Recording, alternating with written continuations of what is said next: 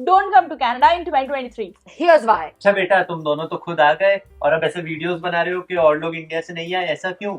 ऐसा नहीं है कि हम नेगेटिविटी फैला रहे हैं या ये वो जो भी है। देखो, रियलिटी में पॉजिटिव और नेगेटिव दोनों होता है, तो और कनाडा आना एक बहुत बड़ा डिसीजन है, तो वो लेने से पहले अच्छे से सोचना जरूरी है। और इसीलिए हम ये वीडियो बना रहे हैं। सोशल मीडिया पे तो आपने देखा होगा कि कनाडा की लाइफ हनी सिंह और बादशाह की म्यूजिक वीडियोस की तरह है, और दूसरी तरफ आपने ये देखा होगा कि सब सिर्फ रो रहे हैं, दुखी हैं, बोल रहे हैं हम लोनली हो रहे हैं, हमें इतना काम करना पड़ रहा है, ये वो। इसलिए हम ये वीडियो बना रहे हैं ताकि जो पॉइंट्स हम बताएं आप वो अच्छे से कंसिडर करें और फिर डिसाइड कर पाए कि if Canada is for you और नॉट। सबसे बड़ा और सबसे इंपॉर्टेंट पॉइंट जो होता है कनाडा में आने का वो है वेदर। यहाँ पे बहुत ज्यादा ठंड होती है। यस, हम इंडिया से आए तो हमें आदत नहीं होती है ठंड की, तो यहाँ की वेदर डिफिकल्ट है। कनाडा में 8 मंथ्स विंटर रहता है और सिर्फ 4 मंथ्स समर होती है। तो अगर आप ऐसे हैं कि आपको विंटर बिल्कुल भी सूट नहीं करती है तो you are up for a challenge. जो विंटर है वो ऐसे नहीं कि सिर्फ एक वेदर है, वो एक इंटीग्रेटेड पार्ट है आपकी लाइफ का, जिसको आपको एम्ब्रेस करना होगा अगर आपको अपनी लाइफ कनाडा में सक्सेसफुल चाहिए तो। और फिर विंटर में ऐसा होता है कि 4 बजे अंधेरा हो जाता है, फिर मोस्टली लोग घर में ही रहते हैं, तो अगर आपको लोनलीनेस और होम सिकनेस बहुत ही होती है ऑलरेडी इंडिया में रहकर ही, तो यहाँ तो बिल्कुल भी नहीं हो पाएगा। और फिर इसी वजह से विटामिन डी की कमी हो जाती है और आपको बॉडी में पेन्स होने लगते हैं। और अगर कहीं ऑलरेडी इंजरी है तो वो तो आपको पहले ही पता चल जाएगा कि हाँ वेदर चेंज हो रहा है, बिकॉज इट स्टार्ट्स पेनिंग। जैसे मैं एक एग्जांपल देती हूँ, जब मैं लंदन में रहती थी वहाँ पे बहुत ज्यादा बर्फ जमा हो जाती थी बाहर, और एक बार मेरी शिफ्ट थी, I was not feeling well, और इतनी तक घुटने तक की बर्फ थी, बट मुझे उसमें ही चल के जाना पड़ा क्योंकि वॉकिंग डिस्टेंस ही था वो, और ऑब्वियसली आप कैब तो कर नहीं सकते, तो उस बर्फ में मुझे चल के जाना पड़ा। तब मुझे एक्चुअली विंटर का जो वो डर होता है, मतलब वो रियलाइज हुआ उस दिन। जैसे अगर आप डाउनटाउन टोरंटो में रहते हो तो फिर भी ठीक है, पर अगर आप बाहर के एरियाज में रहते हो, ब्रैम्पटन या मिसिसागा या जो, वहां पे तो बर्फ एवरीडे क्लीन भी नहीं होती है, तो रोड्स पे पड़ी रहती है, जो आप ब्लैक आइस होगी उस पे फिसलने का डर अलग, तो बहुत ही ज्यादा स्कैरी रहता है। और स्पेशली स्टूडेंट्स के लिए, क्योंकि आपको शिफ्ट्स पे जाना है, बसेस का वेट करना है, गाड़ी अफोर्ड नहीं कर सकते, ऐसा नहीं कि आप सोचो मैं आज कैब से चले जाऊं, तो काफी स्ट्रगल रहता है। अगर आपके कॉलेजेस नॉर्दर्न एरियाज में हैं जैसे विनिपेग, वाटरलू, तब तो वहाँ -40 जाता है और बहुत ही ज्यादा अनबेरेबल हो जाता है, क्योंकि मैंने आपको बताया वहाँ पे बर्फ एवरी सेकेंड एवरी वक्त साफ नहीं होती। सो इन कंक्लूजन, अगर आप ऐसे हैं कि आपसे ठंड बिल्कुल भी सहन नहीं होती है तो Canada might not be the right place for you. तो अगर आप कनाडा आ रहे हैं और जॉब ढूंढ रहे हैं, तो अगर आप कुछ पर्टिकुलर फील्ड से हैं जैसे फाइनेंशियल फील्ड या टेक फील्ड से, जैसे अगर आप कोडर हैं या टेक रिलेटेड रोल्स देख रहे हैं, तो थोड़ा रिलेटिवली इजी रहता है जॉब मिलना। बट अगर आप एक कोई जेनरिक कोर्स करने आए हैं कनाडा या इंडिया से आ रहे हैं कोई जेनरिक प्रोफाइल पे जैसे इंटरनेशनल बिजनेस मैनेजमेंट, तो काफ़ी चैलेंजिंग होगा यहाँ पे जॉब ढूंढना, क्योंकि यहाँ पे ऑलरेडी बहुत सारे स्टूडेंट्स आ रहे हैं, तो आपका कंपटीशन बढ़ते जा रहा है। लास्ट ईयर ही इतने सारे स्टूडेंट्स आए थे इंडिया से कनाडा, सो यहाँ पे एक जेनरिक प्रोफाइल के लिए काफ़ी सारा कंपटीशन होता है। और उस जेनरिक प्रोफाइल के लिए आप compete करेंगे, और उसके अलावा किसी के पास ऑलरेडी 6-7 साल का एक्सपीरियंस है बट इसी जेनरिक प्रोफाइल में, वो दोनों का कंपटीशन होगा, तो जैसे कि आसिम ने बताया बहुत ज्यादा टफ हो जाता है फिर सिलेक्शन होना। तो आप ऐसा मान के चलो, अगर जेनरिक प्रोफाइल है तो आपको अराउंड 6 मंथ्स तक लग सकते हैं यहाँ पे जॉब ढूंढने में, एंड बाय दैट टाइम आपको कोई पार्ट टाइम जॉब करना होगा अपने रोज के खर्चे चलाने। और हाँ, ये भी हो सकता है कि जब आप इंडिया से कनाडा आए तो आपको स्टार्टिंग अपनी बेस प्रोफाइल से स्टार्ट करना पड़े। फॉर एग्जांपल, अगर आप मैनेजर रोल पे थे इंडिया में, पर यहाँ पे आके एसोसिएट रोल से वापस स्टार्ट करना होगा। इसका रीज़न ये है कि एक तो कैनेडियन एक्सपीरियंस नहीं है, तो उस वजह से आपको थोड़ा बेस से स्टार्ट करना पड़ता है।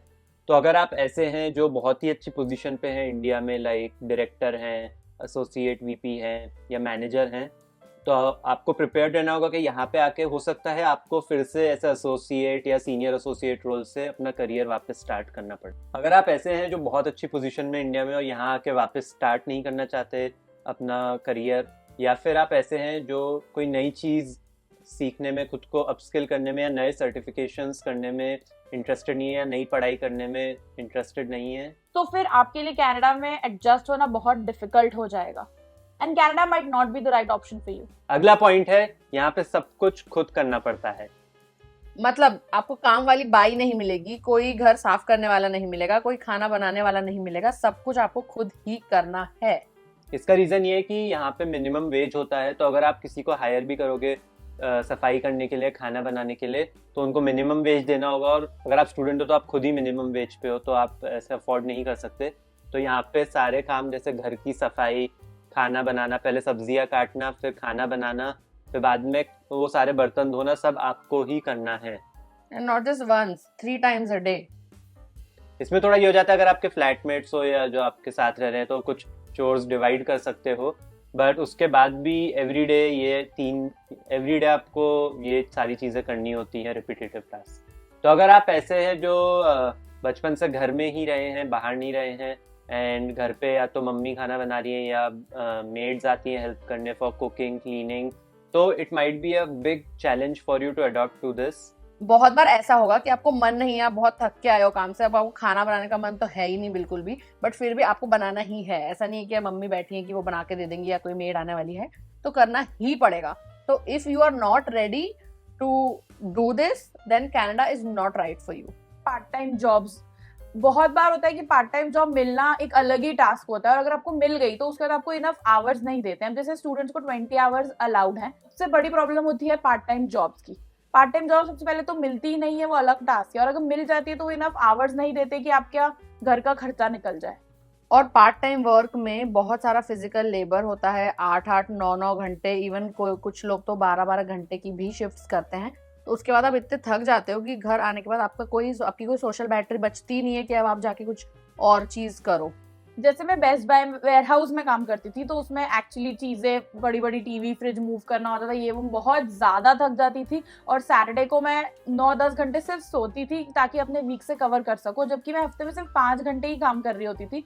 फिर भी मेरा पूरा सैटरडे इसमें चला जाता था, और संडे को ग्रोसरी, फिर लॉन्ड्री लगाना, असाइनमेंट्स वगैरह करना। तो इन जनरल कुछ भी नहीं हो पाता है, और कोई सोशल लाइफ नेटवर्क आप ऐसे नहीं कर पाते हो। सेकेंड चीज ये है कि स्टूडेंट्स के लिए बहुत एक्सपेंसिव हो गया है यहाँ पे। रेंट, इंटरनेट, ग्रोसरी, ये सारी चीजें इतनी ज्यादा महंगी हो गई है कि वो आपको अगर निकालना है तो 2-3 पार्ट टाइम जॉब करना पड़ सकती है। जैसे कि जब हम लोग आए थे तो हमारा रेंट था 500 फॉर शेयरिंग, आज वही सेम रेंट 700 से 800 हो चुका है शेयरिंग में। तो आपको रूम शेयर करना पड़ेगा, और फिर बाहर खाने वाने के बारे में तो आप भूल ही जाओ। और अगर आपको आदत ही नहीं है, कभी जीवन में आपने किसी से रूम शेयर नहीं किया, कुछ शेयर नहीं किया, तो ये तो आप कर ही नहीं पाओगे। तो अगर आप ऐसे रहे हैं जिसका पर्सनल रूम रहा है, जिसको एडजस्टमेंट नहीं करना है, या फिर बहुत खर्चीली आपकी आदतें हैं कि मैं तो रोज खाना ऑर्डर करूंगी ये वो, तो आप यहाँ पे बिल्कुल भी सरवाइव नहीं कर पाएंगे। तो अगर आप ऐसे हैं और आप चेंज भी नहीं होना चाहते हैं, then Canada is not the right place for you. Next point है होम सिकनेस। स्टार्टिंग 6 महीने तो बहुत ही टफ होते हैं। अगर आप यहाँ दोस्त नहीं बन पाए उस टाइम में, अगर आप बहुत ही अकेले हो, तो बहुत ही अनबेरेबल सा हो जाता है।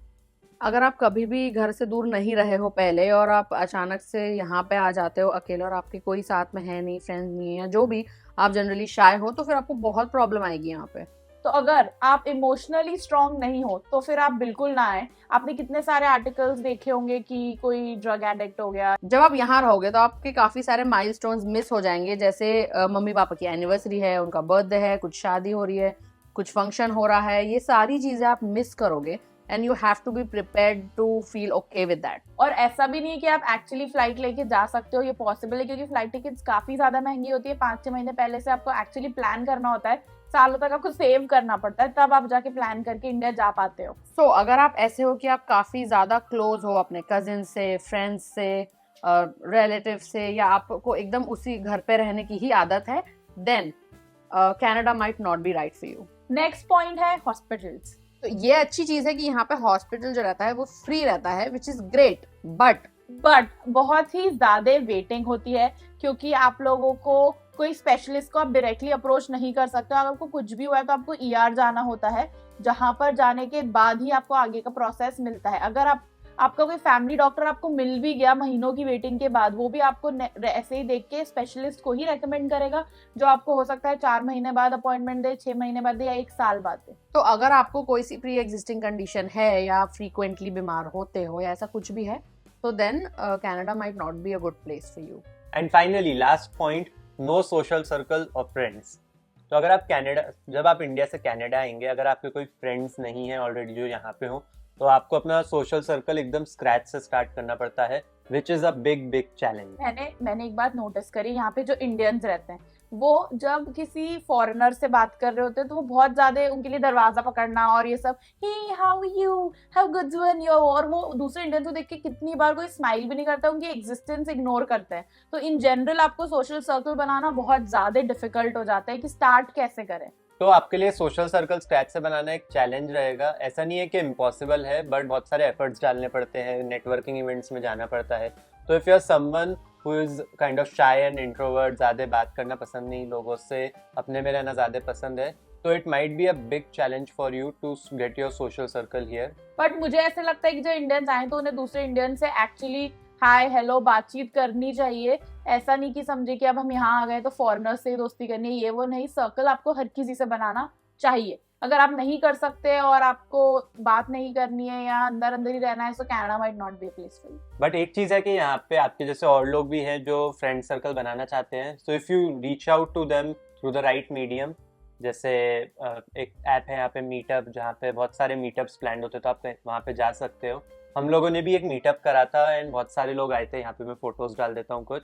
सो द पॉइंट इज के और भी लोग हैं जो ऐसे अपना सोशल सर्कल बढ़ाना चाहते हैं, तो there is plenty of opportunity, but आपको रीच आउट करना पड़ेगा, आपको वो इनिशिएटिव लेना होगा। तो इफ़ यू आर समवन जो ये इनिशिएटिव नहीं लेना प्रेफर करता है या अपने में ही रहना प्रेफर करता है, तो Canada might be a bit challenging for you. इस वीडियो का मकसद ये नहीं है कि हम आपको नेगेटिव बातें बताएं और आप नहीं आओ, बल्कि ये है कि आप ये चीजें पता हो आपको पहले से, ताकि आप पहले से माइंडसेट वगैरह बना के आए। इसमें से कई सारी चीजें ऐसी है जो मेरे और आरुषि के साथ अभी भी हो रही है, जबकि हमें 2 साल हो चुके हैं। और एक बार आप कनाडा आ गए इतना पैसा टाइम लगा के, तो आप ऐसा नहीं कि गिव अप करके जा सकते हो, आपको कैसे भी करना ही है।